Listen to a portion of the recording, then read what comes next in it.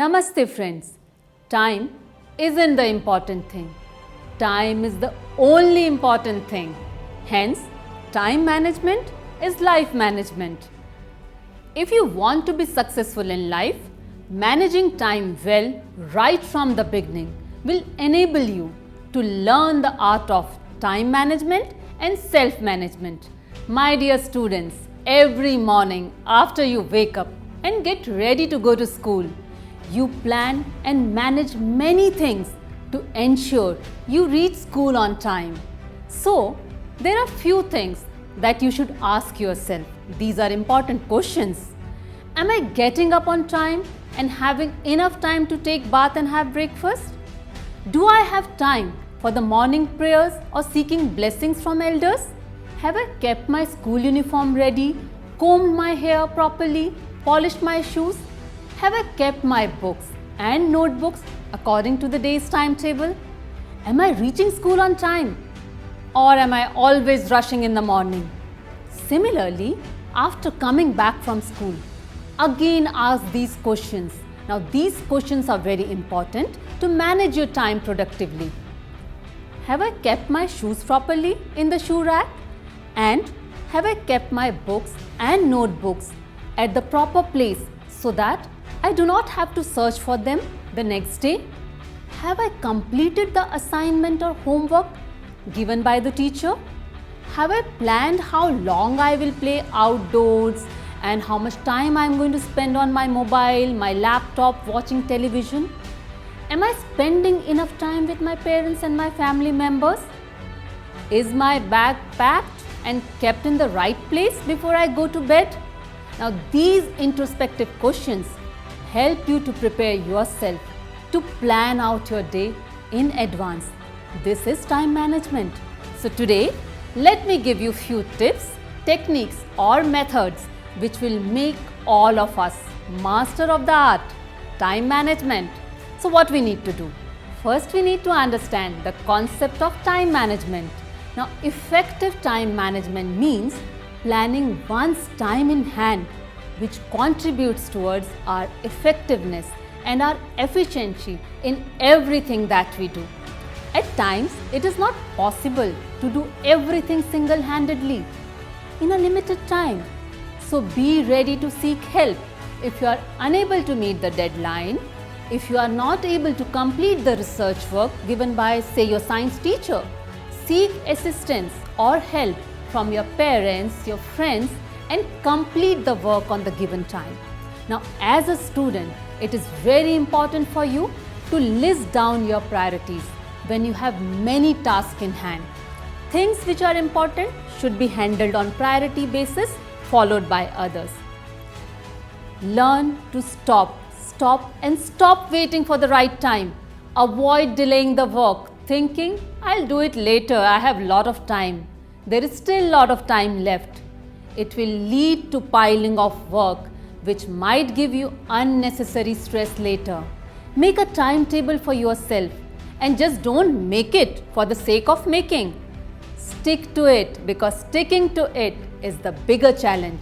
Be very particular about sticking to your to-do list.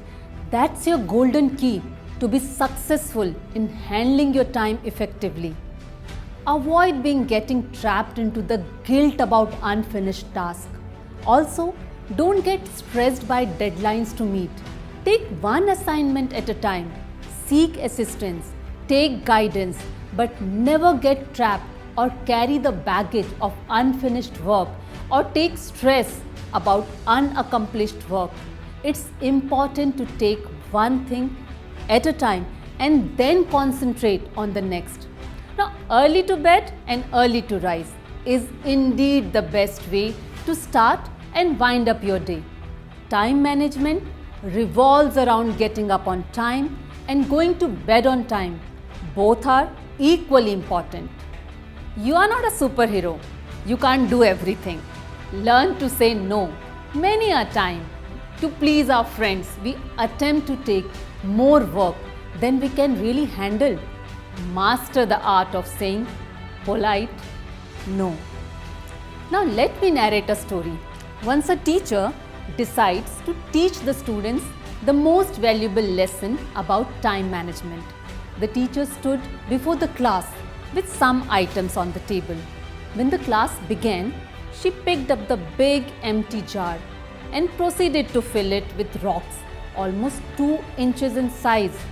She then looked toward the class and asked the students if the jar was full. They all agreed that it was full. So the teacher then moved to pick up the box of pebbles and poured them into the jar. She shook the jar gently. The pebbles, of course, rolled through the gaps between the rocks. She then again looked up to the student and asked if the jar was full. They all again shook their head in agreement. For the last time, she turned towards the jar and this time picked up a box of sand and poured it into the jar and shook it lightly. Of course, the sand moved into the gaps and filled up everything else. She then asked one last time if the jar was full or not. The students were surprised but responded with unanimous yes. Now, said the teacher, I want you to realize that this jar actually is your life. The rocks are the important things. Your family, your friend, your health, your school. These things are very important for you as a student. The pebbles, they are there. They are the other things that matter, but they are not so important right now. But yes, they are important, like your hobbies, your favorite sports, your assignment. The sand is everything and it's everywhere else. These are the small stuffs, the most unimportant stuff. If you put the sand, the most unimportant stuff, first in the jar, there will be no space for pebbles and rocks. And rocks are the most important things. So pay attention to the things that are valuable for your happiness. Focus on the rocks, the things that really matter. Set your priorities. Then put the pebbles, and rest is just sand, right? So manage your time based on your priorities and turn the mirrors into the windows of myriad opportunities. But do not forget, you need to solve the multiple choice questions after seeing this tutorial. So thank you so much. Manage your time well. Thank you. Namaste.